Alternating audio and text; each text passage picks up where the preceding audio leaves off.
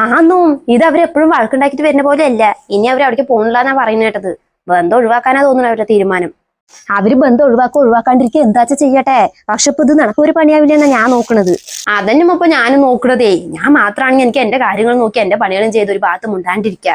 ഇതിപ്പോ അവരുള്ള കാരണേ എനിക്ക് ഒന്നിനൊരു സ്വാതന്ത്ര്യം ഇല്ലാന്ന്. അത് മാത്രമാണ്. അപ്പൊ ചെലവോ ഒരാളുടെ കൂടെ ചെലവ് കൂടിയില്ലേ? ഇതൊക്കെ നിന്റെ കെട്ടിയോന്റെ തലയിൽ തന്നെയല്ലേ? നീയും വിട്ടു കൊടുക്കണ്ടേ. എങ്ങനെങ്കിലും അവളവിടെ നാട്ടിൽ പുറത്താക്കിക്കോ. ഇട്ട് മനസ്സ് മുട്ടിച്ചോ. ഒരു കുട്ടി ഉണ്ടായിരുന്നെങ്കിൽ ആ പേര് പറഞ്ഞിട്ടെങ്കിൽ എങ്ങനെയെങ്കിലും അവിടേക്ക് തന്നെ ഉന്തിത്തള്ളി വിട്ടാക്കായിരുന്നു. അപ്പൊ അതിനും പറ്റില്ല. എന്നിട്ട് എവിടെ അവള്?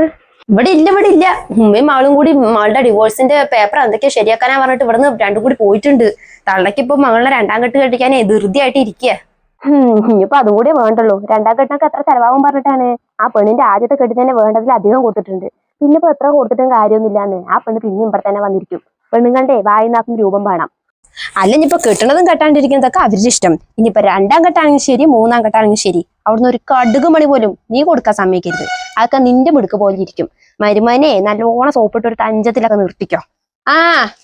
ശരി എന്നാ വാപ്പ ചോറിങ്ങാൻ വന്നിരിക്കുന്നു. വാപ്പക്ക് ചോറ് കൊടുക്കട്ടെ. ശരി.